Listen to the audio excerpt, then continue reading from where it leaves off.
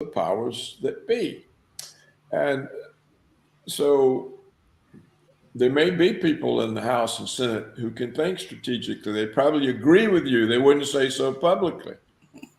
They may say, well, Rashid, you're right, but I can't do anything about it. If I open my mouth, I'm finished. And I think that's the problem. That's the problem, Rashid. And there aren't any. I mean, look, where's the peace movement? Where is it? Because there's no money for a peace movement, is there? Even organizations that were originally created to encourage peace, they're now for war. Because that's where the money is. And so this is the trouble, there are isolated voices, and there's yours, there's mine, there's the military people like McGregor, Colonel McGregor. There's the one that they yanked off the plane the other day, the UN arms inspector.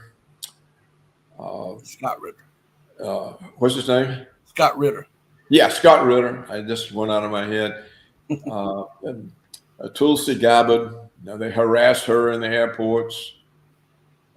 She was actually a Democratic representative. And she actually didn't. I think she was a candidate for the Democratic nomination in 2020. Yes, she was. See, she's now harassed. She's on these lists and it gets searched and searched and searched and harassed. And so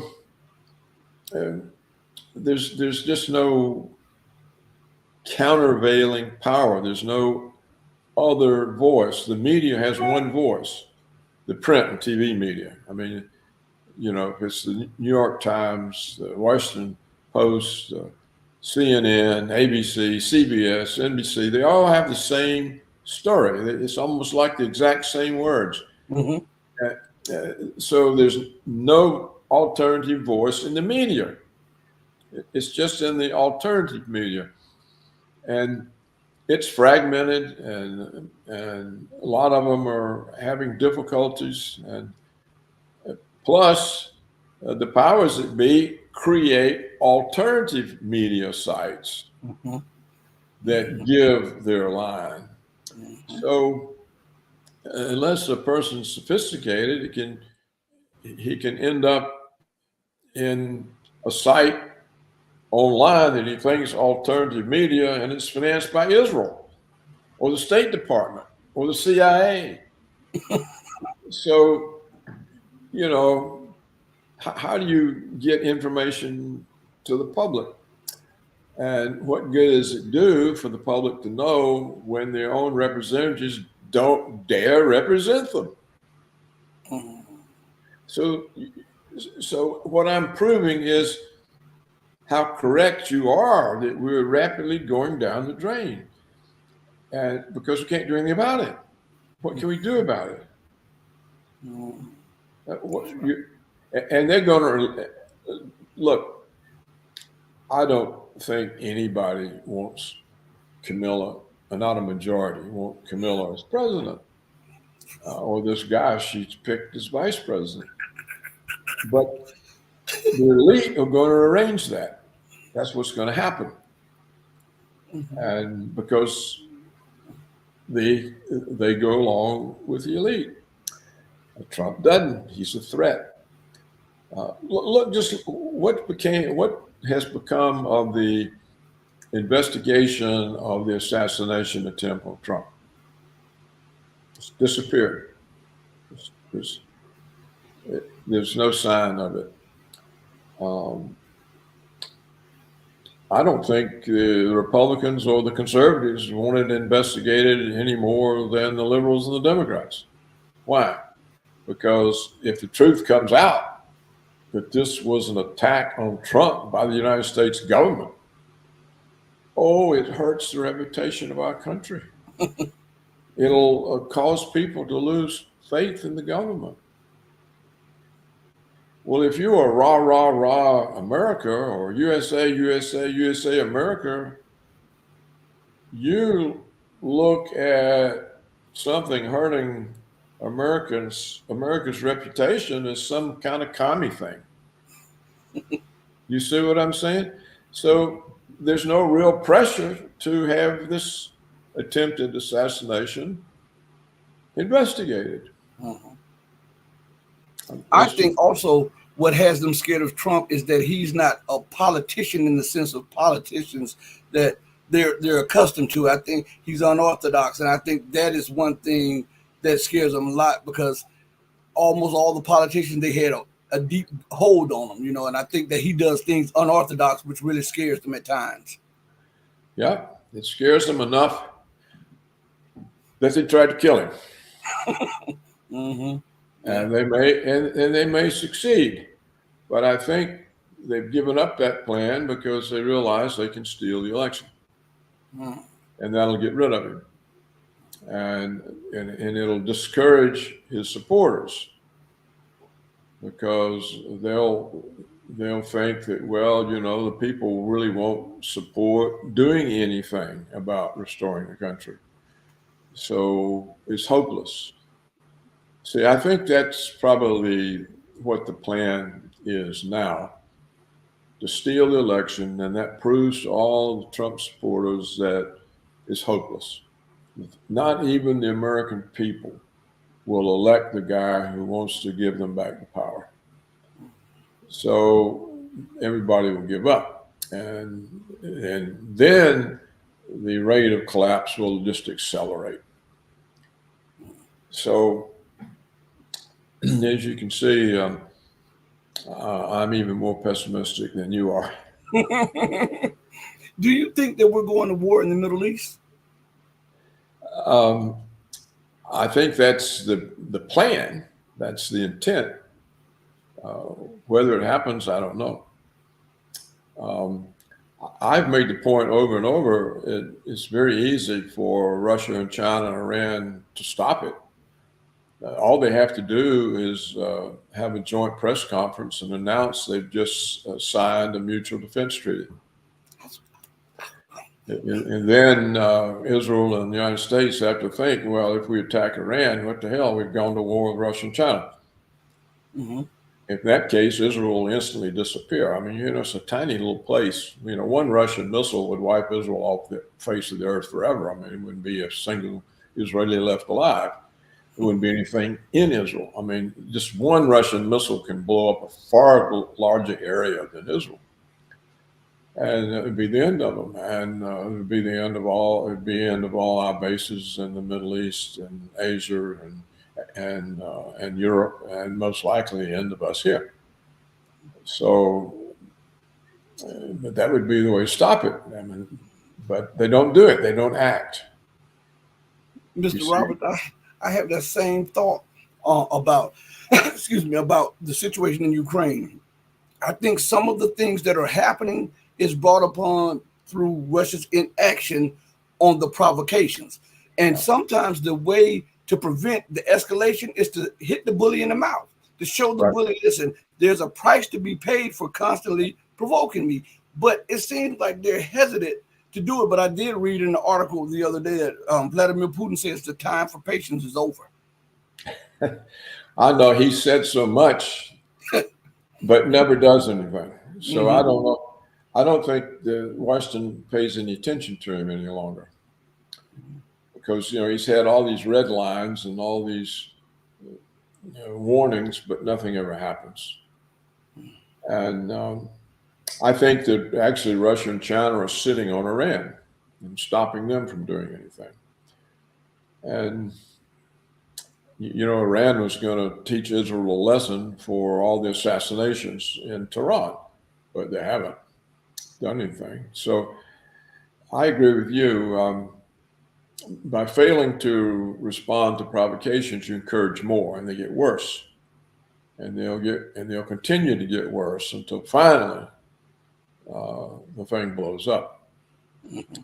And I've always thought, Rashid, that Putin made a fundamental strategic error when he limited his intervention in Donbass, Yes, me too. uh, because that meant the war was going to drag on and on and on and give Washington and NATO forever to get more and more involved. Mm-hmm.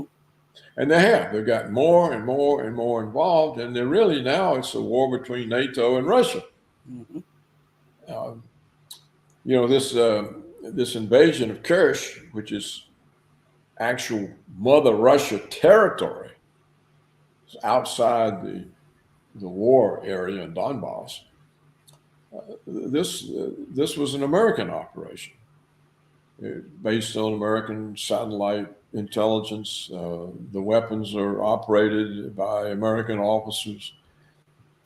They're Polish troops, French troops. This is a U.S. NATO operation. It has no military value. It's pointless from a military standpoint, but it's a way of sticking a thumb in Putin's eye. Mm-hmm. Well, Putin brought that on himself. Mm-hmm. He's let this war, we're now into the third year of a war he should have won in 3 weeks.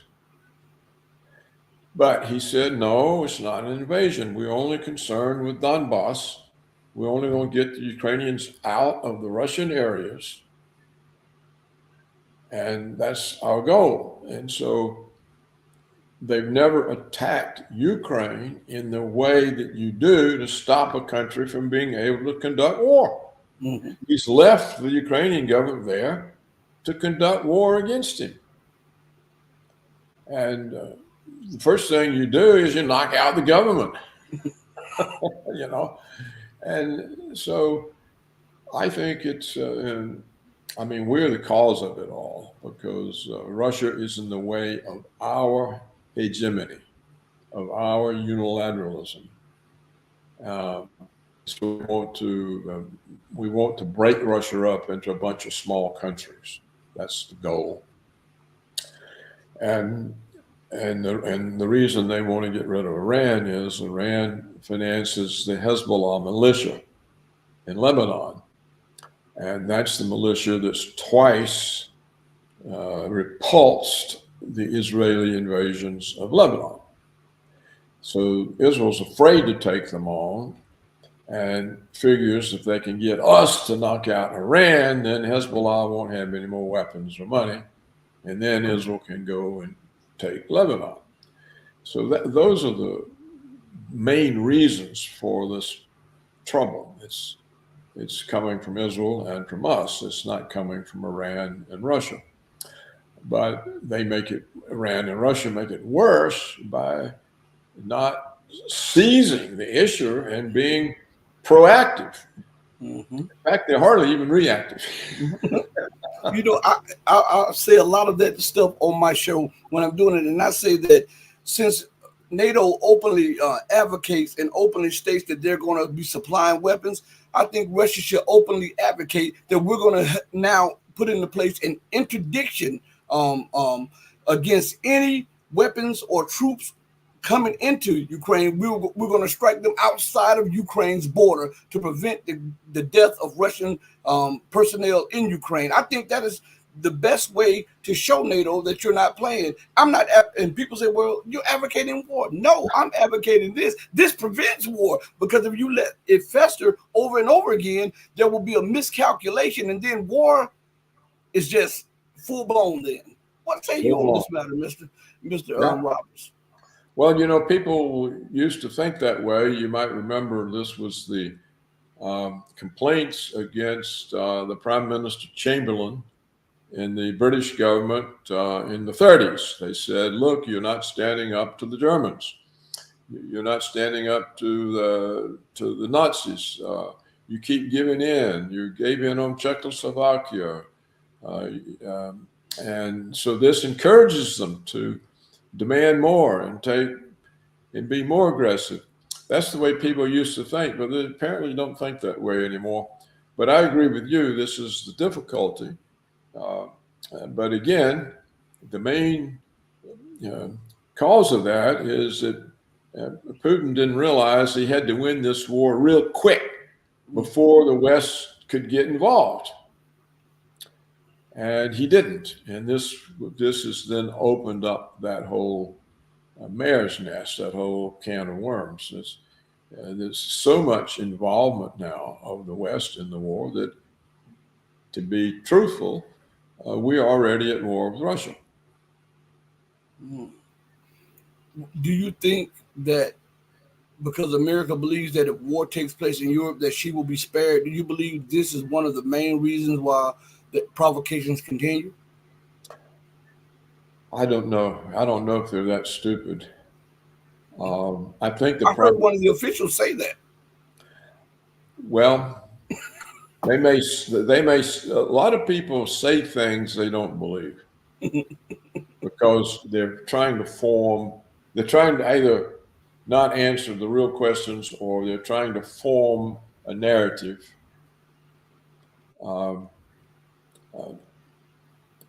I think that the reason the provocations continue is that they've never imposed a cost on the United States. Yes, sir. It's like you said, we haven't had to pay a price for all the provocations. And so they continue. So I think they just simply think Russia is not going to do anything. And I think what they're hoping is that Putin's caution will end up discrediting him among the Russian nationalists, and he'll be replaced. And then I think they're hoping they can continue breaking up Russia. They broke up when the Soviet Union collapsed in 1991. We seized it and we started breaking it up. You see, Ukraine was part of Russia. So we took it out and created another country. Belarus was part of Russia. We took it out and created another country. The Baltic states were de facto part of Russia. Now we got 3 more countries. And then in Soviet Central Asia, there was Kazakhstan, Uzbekistan, Armenia. You see, all those were Russian republics, Soviet republics. Well, we made independent countries. So Russia today is still a giant country, but it used to be this big, and now it's that big because we broke off this end, we broke off this end, and we broke off Georgia, which is Sochi is a capital. It's on the Black Sea. We broke that off. Well, our hope is to continue to break it up. And they have this Muslim area. So we've tried to radicalize them, and we succeeded.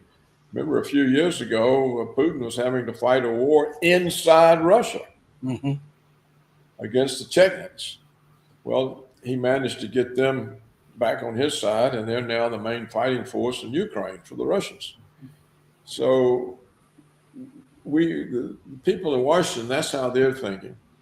We're going to cause more breakup of Russia. We're going to discredit Putin in some way, and then we'll break up the Russian Federation, and there'll be a bunch of little countries, and we'll buy the leadership like we buy the leaders all over Europe and South America, and they'll all report to us. So this is what they're thinking in Washington. I'm not saying they'll succeed. I hope Putin is not that dumb. I wouldn't think he would be. But it's a serious problem for him. And of course, we have the same sort of attitude toward China. The rise of China is a threat to our power. So we're trying to cause trouble between Taiwan and China. There's a Chinese province that borders on what was Soviet Central Asia, Kazakhstan or Uzbekistan. and it's Muslim, and so we're in there always